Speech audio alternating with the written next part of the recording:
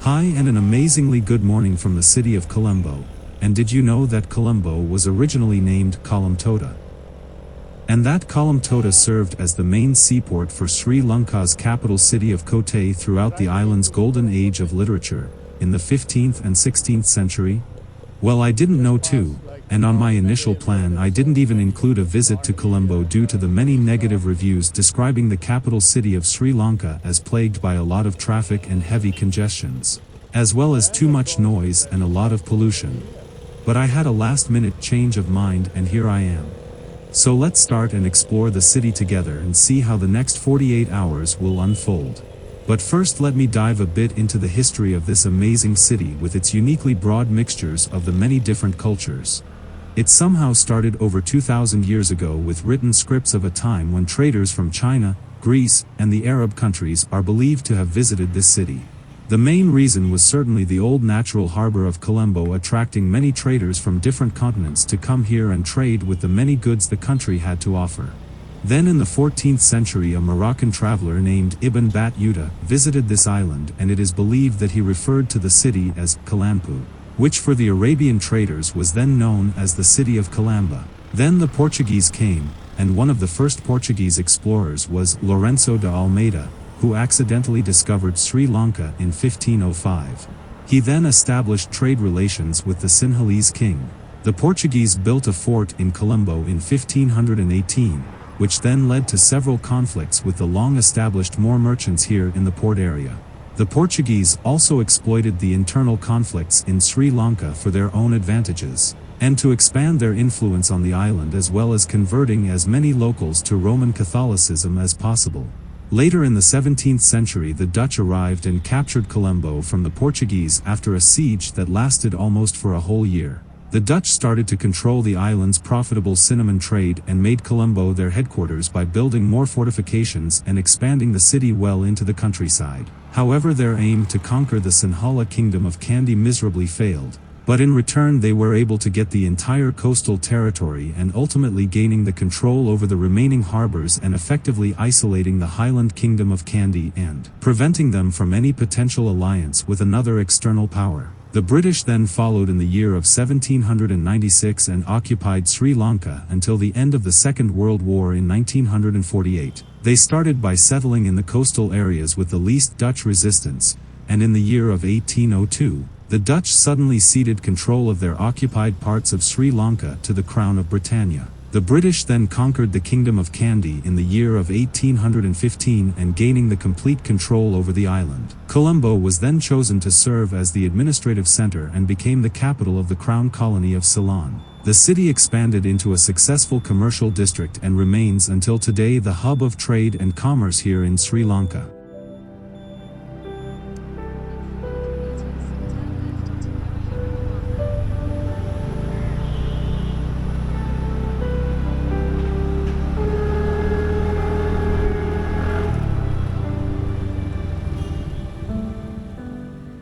Arriving now at the Seema Malaka Buddhist temple here at the Beira lake. I am noticing that the temple is heavily overshadowed by the relatively new high-rise developments at its background, which is blending together the old and new side of Colombo. The temple was originally constructed in the late 19th century, but in the 1970s its structure slowly sank into the water. So in the year of 1976, the famous Sri Lankan architect Geoffrey Bawa was commissioned to redesign and construct the new Seema Malaka Temple. The temple is now a part of the Gangaramaya Temple and situated a few hundred meters to the east of its original location.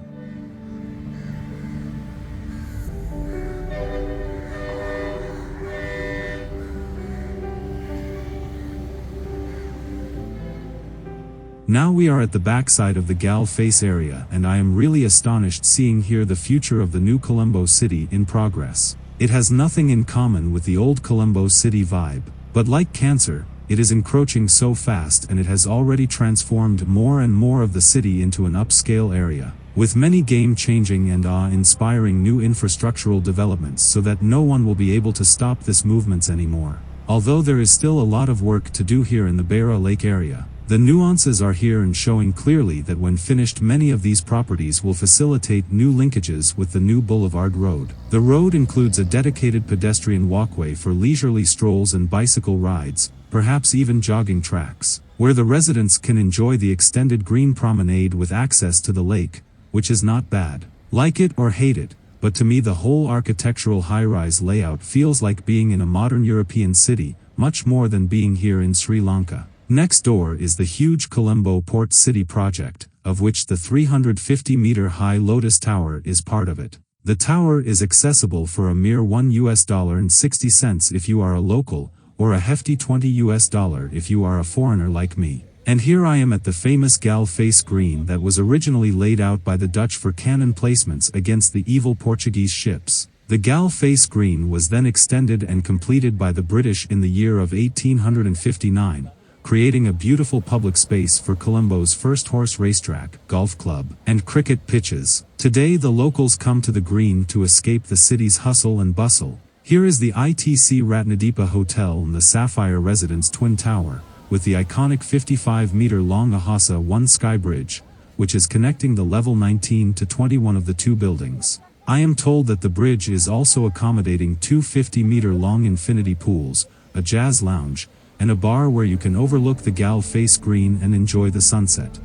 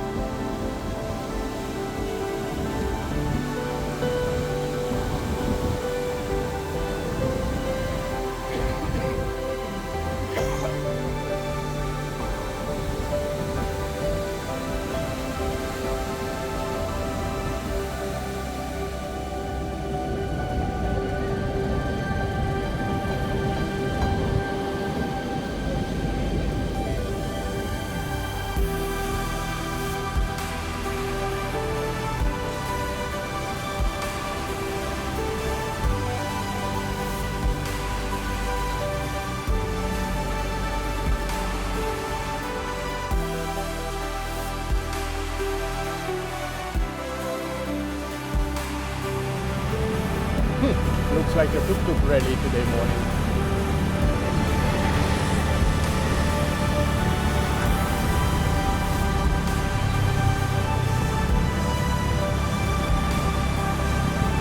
All foreigners inside. My God.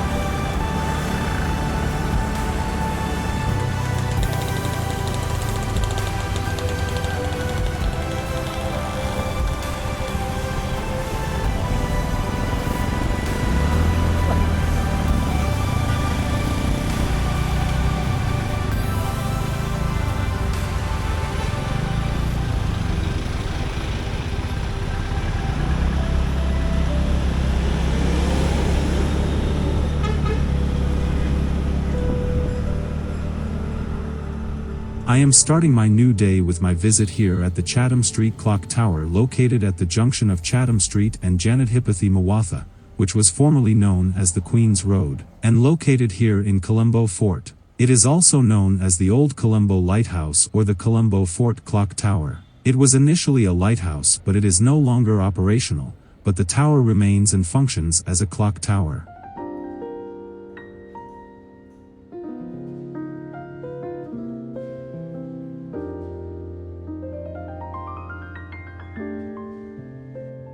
I am now having my lunch at the Ceylon Curry Club, here in the Dutch Hospital Shopping Precinct, a unique area with an unique restaurant that is paying homage to Sri Lanka's one-of-a-kind cuisine.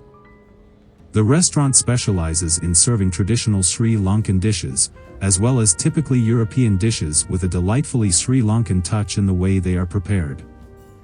The meals are then presented with a Western twist to the mainly foreign guests with mainly well-stuffed foreign wallets. The story of the Ceylon Curry Club revolves around Sri Lankan spices, such as cinnamon, cloves, cardamom, chili, pepper and nutmeg, amongst many other spices. And in order to ensure that only the finest hand-picked spices are used in the aromatic dishes, the talented chefs at the Ceylon Curry Club work closely with expert horticulturists. The restaurant already made its name by providing a wide range of delicious classical Sri Lankan dishes, fused with a mix of modern culinary styles to cater to the ever-evolving culinary demands of the mainly foreign and high-class local clientele.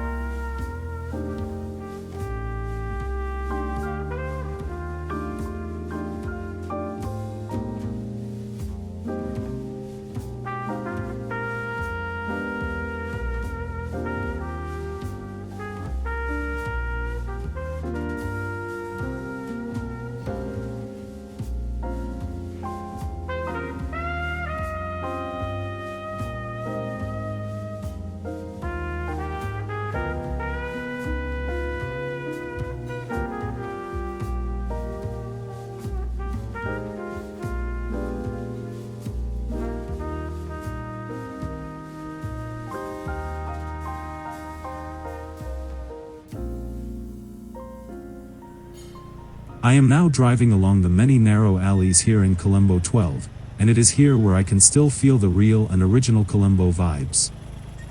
It is possibly the best place to get to know the Asian-style Colombo before it is gone as well. It is also here where I get initiated into the local Sri Lankan hustle and bustle, being forced to ingest the true sounds and original smells while experiencing the atmosphere of the real Colombo lifestyle of the yesteryears. Something nearly impossible to find anymore in the other parts of the city. Also a must-visit place is the nearby Pettah Market. The market is a full-on trading location and a one-stop shop for all that you're looking for. The entrance of the market is showcased by the Khan Clock Tower, built by the Khan family that originated out of the city of Bombay. At the end of the market is the C Street where all Sri Lankans go for their jewelry purchases. And without any doubt the most recognizable building in the Pettah Market is the candy-striped Jami ul Alfar Mosque, also known as the Red Mosque and built in the year of 1909. Definitely a unique and a must-see place.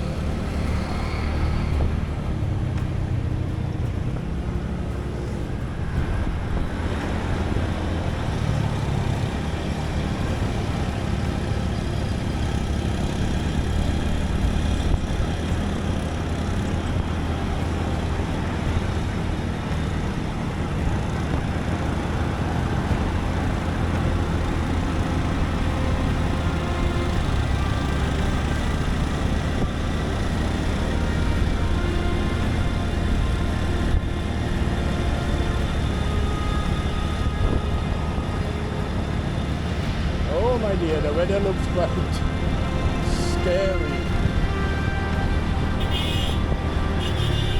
Look at how black the sky is. Oh my god. I think rain is coming soon.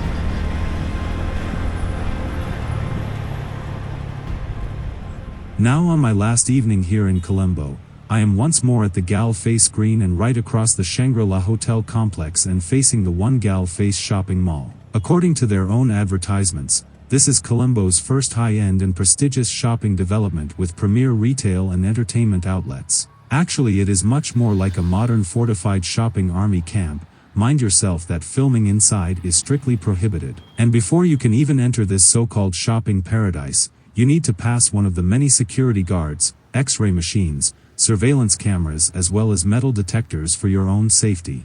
Anyway, one thing is sure, Colombo was worth the visit because it is not a typical Sri Lankan city but the melting point of cultures and history that can be traced all the way back to its origins. And trust me, missing out to visit this vibrant city with its mix of modern lifestyle, colonial history and cultural heritage would have been a real shame. And with this magnificent sunset here on the Galle Face Green, I will now end my video. Thanks a lot for watching, and I hope that you enjoyed this 48 hours in Colombo as much as I did. As usual, thanks a lot for your like and don't forget to subscribe. Cheers, good night and see you in my next episode while driving from Colombo to the city of Kandy, here in the beautiful island of Sri Lanka.